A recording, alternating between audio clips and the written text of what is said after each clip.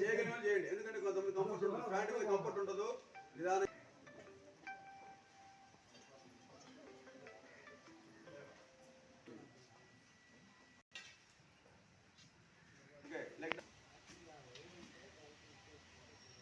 ఇప్పుడు బిల్టింగ్ ని మోకాళ్ళు వంగకూడదు.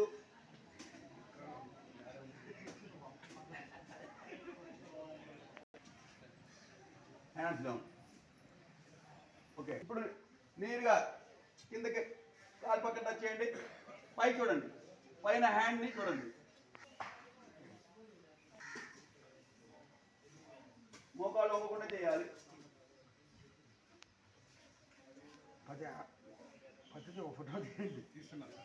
తర్వాత 2 హ్యాండ్స్ ని లెఫ్ట్ లెగ్ ని దగ్గర తీసుకోండి. 2 మ్యాక్సిమం అన్ని ఆసనాలు చేయలేరు, అది ప్రాక్టీస్ ఉండాలి. లేకపోతే ప్రశాంతంగా బాస్కెట్లు వేసుకొని సుఖాసనంలో కూర్చోండి. అది 2 లెగ్స్ కూడా కింద ఆనాలి. అది రిలాక్స్గా ఉండాలి.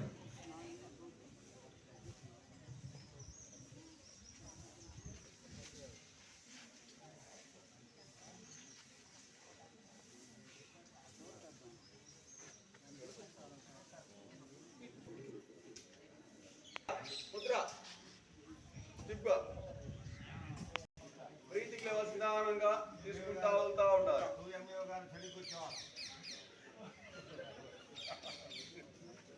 పొజిషన్ కాళ్ళకు సంబంధించినటువంటి మన వజ్రాసనంలో కూర్చోవడం వల్ల స్ట్రక్ చేస్తుంది. ఇంకా అక్కడ బ్లడ్ సర్క్యులేషన్ అంటూ ఏం జరగదు.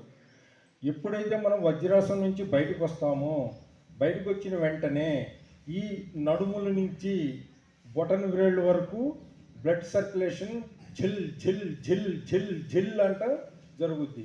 ఈ విధంగా జరగడం వల్ల మనకుండే బెనిఫిట్స్ ఏంటంటే, మీకు తెలుసు, చేయటం అనేది ఎప్పుడైతే మనము 2 పిరుదల్ని పాదాలకు ఆనిచ్చి కూర్చోగలుగుతాం వల్లే.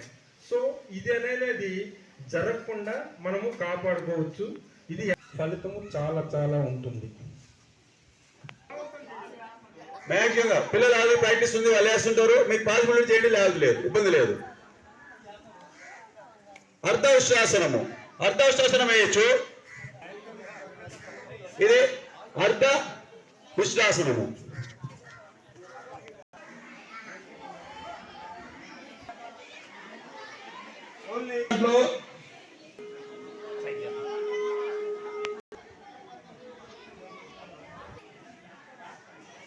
ఇవి ఆసనాలు సింపుల్ ఆసనాలు, ఏమైనా కష్టమైనవి కాదు.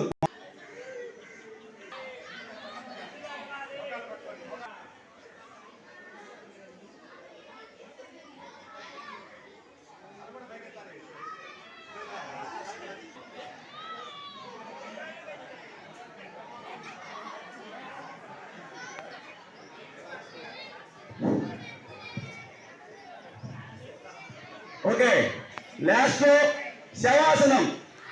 ప్రతి మనిషి తప్పనిసరిగా సరిపోద్ది, ముందుకి పోవాలి. అదే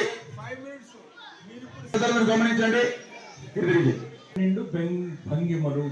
ఇప్పుడు మాస్టర్ గారు చెప్పినట్టు 1 2 3. ఓం రవయే నమః, ఓం సూర్యాయ నమః, ఓం భానవే నమః, ఓం ఖగాయ.